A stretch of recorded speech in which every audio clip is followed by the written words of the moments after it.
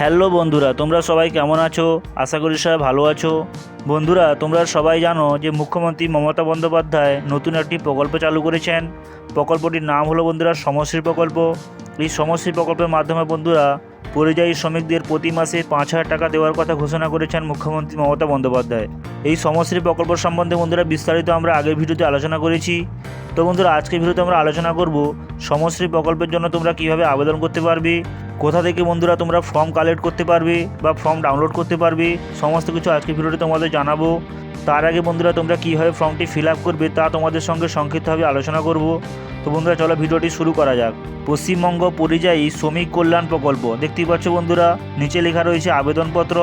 তারপর এখানে লেখা রয়েছে বন্ধুরা ব্যক্তিগত তথ্য, অর্থাৎ তোমার এখানে ব্যক্তিগত তথ্য চাওয়া হয়েছে। তার আগে বন্ধুরা তোমাদের বলে রাখি, যে অপশানগুলো ডান দিকে স্টার চিহ্ন দেওয়া রয়েছে সেটি তোমাদের অবশ্যই ফিল আপ করতে হবে।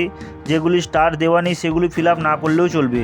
তো বন্ধুরা প্রথমে যে অপশানটি রয়েছে দেখতেই পাচ্ছ আবেদনকারীর নাম, অর্থাৎ তোমার নাম এখানে বসাতে হবে। 2 নম্বরে রয়েছে মোবাইল নম্বর, অর্থাৎ তোমাদের মোবাইল নম্বর বসাতে হবে।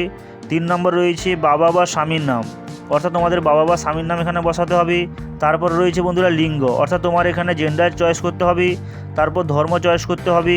তারপর তোমাদের এখানে জাতি চয়েস করতে হবে, অর্থাৎ এসসি, এসটি, ওবিসি বা জেনারেল থাকলে জেনারেল লিখতে হবে। তারপর নিচের দিকে দেখতে পাচ্ছ বন্ধুরা বলা হয়েছে জন্ম তারিখ, অর্থাৎ তোমার জন্ম তারিখ কত রয়েছে তা এখানে বসাতে হবে। তারপর রয়েছে আপৎকালীন ফোন নম্বর বসাতে হবে। তারপর বন্ধুরা তোমাদের আধার কার্ড নম্বরটা এখানে লিখতে হবে।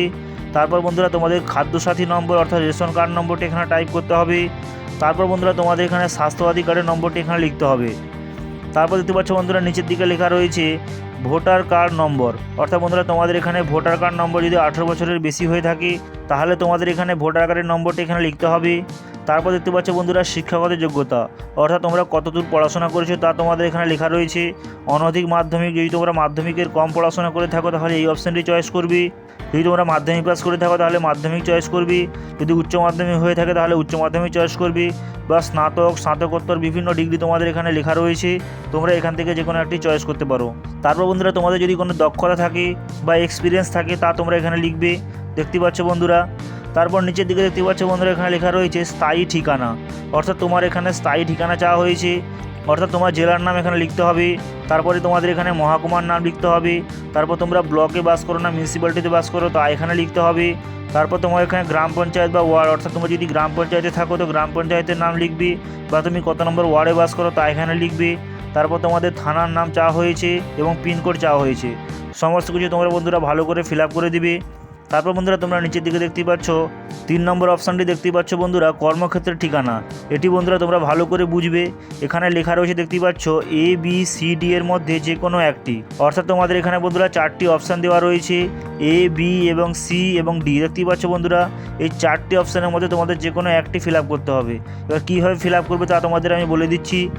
তোমরা এখানে দেখতেই পাচ্ছ বন্ধুরা, এখানে বলা হয়েছে অপশান এতে যে সমস্ত আবেদনকারী ভারতবর্ষের মধ্যে পশ্চিমবঙ্গ ছাড়া অন্যান্য রাজ্যে কর্মরত তাদের জন্য বন্ধুরা এই অপশানটি ফিল আপ করতে হবে। 2 নম্বরে দেখতেই পাচ্ছ বন্ধুরা যে সমস্ত আবেদনকারী ভারতবর্ষের বাইরে কর্মরত তাদের জন্য। যদি তোমরা বন্ধুরা ভারতবর্ষের বাইরে কাজ করে থাকো তাহলে তোমরা 2 নম্বর অপশানটি ফিল আপ করবে। যদি তোমরা পশ্চিমবঙ্গের বাইরে থাকো তাহলে তোমরা 1 নম্বর অপশানটি ফিল আপ করবে। তারপর দেখতে পাচ্ছ বন্ধুরা 3 নম্বরে লেখা রয়েছে যে সমস্ত আবেদনকারী ভারতবর্ষের মধ্যে পশ্চিমবঙ্গ ছাড়া অন্যান্য কর্মে নিযুক্ত আছেন, অর্থাৎ বন্ধুরা প্রথম দুটি অপশানে বন্ধুরা যদি তোমরা আগে ছিলে এখন চলে এসছো তাহলে ফিল আপ করবে। যদি তোমরা এখন কাজে অ্যাক্টিভ আছো তাহলে বন্ধুরা তোমরা 3 নম্বর অপশানটি ফিল আপ করবে। 4 নম্বর দেখতে পাচ্ছ বন্ধুরা এখানে লেখা রয়েছে যে সমস্ত আবেদনকারী ভারতবর্ষের বাইরে কর্মরত হবেন তাদের জন্য, অর্থাৎ বন্ধুরা যদি তোমরা এখনও কাজে জয়েন হওনি, যদি তোমরা বাইরে যাওয়ার কথা ভাবছো তাহলে তোমরা এই অপশানটি ফিল আপ করবে। এটি হয়ে যাওয়ার পর বন্ধুরা তোমরা নিচের দিকে দেখতেই পাচ্ছ এখানে লেখা রয়েছে কাজের ধরন, অর্থাৎ তুমি কী ধরনের কাজ করো সেটি এখানে লিখতে হবে। তোমাদের এখানে অনেকগুলি অপশান দেওয়া রয়েছে, অর্থাৎ কৃষি, নির্মাণ কাজ, রাজমিস্ত্রি, ছুতোর, ইলেকট্রিশিয়ান, প্লাম্বার, বস্ত্রশিল্প, স্বাস্থ্য পরিষেবা এবং দেখতেই পাচ্ছ বন্ধুরা অতিথেয়তা সংক্রান্ত পরিষেবা এবং অলংকার শিল্প। আরও দেখতেই পাচ্ছ বন্ধুরা নিচের দিকে লেখা রয়েছে ম্যানুফ্যাকচারিং, পাথর কাটা ও পালিশের কাজ, পরিবহন, স্বনিযুক্ত। যদি তোমরা বন্ধুরা এই কাজগুলির মধ্যে নিযুক্ত হয়ে থাকো তাহলে এই কাজগুলির মধ্যে ঠিক চিহ্ন মারবে, আর যদি এই কাজগুলির মধ্যে তোমরা না থাকো তাহলে তোমরা অন্যান্য অপশানে ক্লিক করবে। তারপর দেখতে পাচ্ছ বন্ধুরা এখানে বলা রয়েছে বাইরে যাওয়ার দিন বা প্রস্তাবিত দিন, অর্থাৎ তুমি কত তারিখে বাইরে গেছো কাজ করতে ওই ডেটটি তোমাদের এখানে বসাতে হবে। তারপর বন্ধুরা তোমাদের এখানে ডান দিকে রয়েছে প্রতিদিন কত টাকা পারিশ্রমিক আপনি পান সেটি তোমাদের এখানে লিখতে হবে। তারপর দেখতে পাচ্ছ বন্ধুরা নিচের দিকে লেখা রয়েছে স্বনিযুক্ত বা এজেন্ট দ্বারা নিযুক্ত, অর্থাৎ তুমি কীভাবে বাইরে কাজ করতে গেছো, কোনো এজেন্টের দ্বারা বা কোনো মানুষের দ্বারা।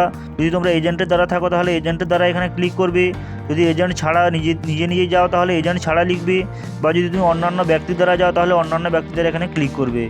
তারপর দেখতে পাচ্ছ বন্ধুরা এখানে লেখা রয়েছে এজেন্ট বা অপর ব্যক্তির নাম, যদি তোমরা এজেন্টের সঙ্গে যাও তাহলে এজেন্টের নাম লিখবে, নাহলে অপর ব্যক্তির নাম লিখবে।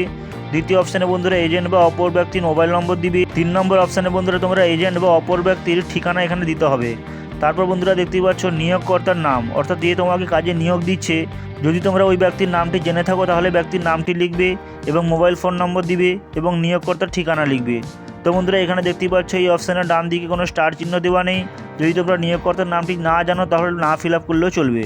তারপর দেখতে পাচ্ছ বন্ধুরা নিচের দিকে লেখা রয়েছে ব্যাংক সংক্রান্ত তথ্য, এখানে ব্যাংকের নাম দিতে হবে, ব্রাঞ্চের নাম লিখতে হবে, অ্যাকাউন্ট নম্বর লিখতে হবে এবং IFS কোডটি তোমাদের এখানে বসাতে হবে।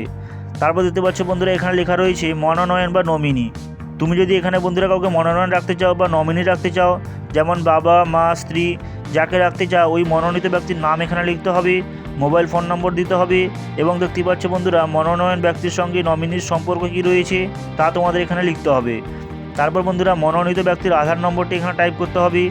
তারপর দেখতে পাচ্ছ বন্ধুরা নিচের দিকে লেখা রয়েছে আবেদনকারীর রেশন বা খাদ্যসাথী কার্ডের বিবরণ, অর্থাৎ বন্ধুরা তোমাদের এখানে রেশন বা খাদ্যসাথী কার্ডের ধরন লেখা রয়েছে, অর্থাৎ কী ধরনের কার্ড তোমার কাছে রয়েছে তা তোমরা এখান থেকে বন্ধুরা চয়েস করে নিবে। চয়েস করার পর তোমাদের রেশন বা খাদ্যসাথী কার্ডের নম্বরটি তোমাদের এই লাইনে লিখতে হবে। তারপর দেখতে পাচ্ছ বন্ধুরা তোমাদের এখানে নবম অপশানে দেওয়া রয়েছে আপনার কি পরিবার আছে, যদি তোমার বন্ধুরা পরিবার থাকে তাহলে হ্যাঁ লিখবে, নাহলে না লিখবে।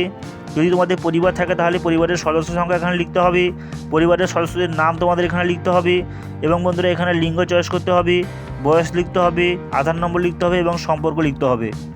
তারপর দেখতে পাচ্ছ বন্ধুরা 10 নম্বর অপশানে লেখা রয়েছে বিগত 1 বছরে কতদিন কর্মসূত্রে রাজ্যের বাইরে ছিলেন তা তোমাদের এখানে লিখতে হবে। তারপর দেখতে পাচ্ছ বন্ধুরা নিচের দিকে লেখা রয়েছে আবেদনপত্রের সাথে নিম্নলিখিত নথিপত্র জেরক্স জমা দিন। এই অপশানটি বন্ধুরা খুবই গুরুত্বপূর্ণ, অর্থাৎ বন্ধুরা আবেদনপত্রের সাথে তোমরা কী কী কাগজ জমা দিবে।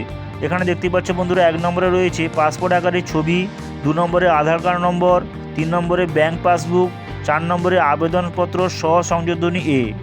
তারপর দেখতে পাচ্ছ বন্ধুরা 5 নম্বরে এখানে চাওয়া হয়েছে বৈধ পাসপোর্টের স্বপ্রত্যাশিত কপি, যদি তিনি বাইরের দেশে কাজে যুক্ত থাকেন তাহলে তোমাদের এখানে দিতে হবে।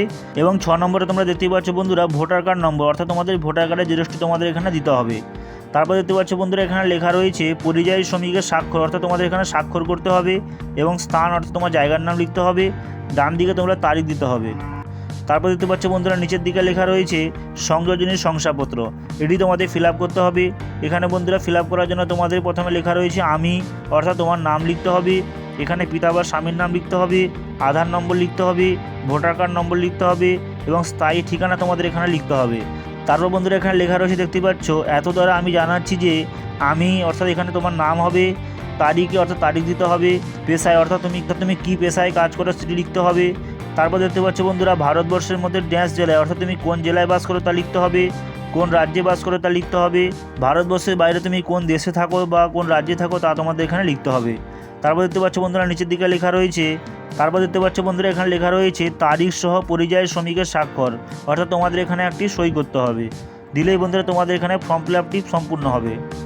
এই ফর্মটি বন্ধুরা তোমাদের ফিল আপ করার জন্য নিকটবর্তী দুয়ারে সরকার ক্যাম্পে বন্ধুরা তোমাদের যেতে হবে। ওই দুয়ারে সরকার ক্যাম্পে বন্ধুরা তোমাদের এই ফর্মটি দেওয়া হবে এবং এই ফর্মটি ফিল আপ করার পর বন্ধুরা তোমাদের এই দুয়ারে সরকার ক্যাম্পেই জমা দিতে হবে। তো বন্ধুরা তোমাদের সঙ্গে ফর্ম ফিল আপের পদ্ধতিটি শেয়ার করলাম, যদি ভালো লেগে থাকে তাহলে অবশ্যই একটি লাইক করো এবং বন্ধুদের মাঝে শেয়ার করো। দেখা হবে আবার পরবর্তী ভিডিওতে।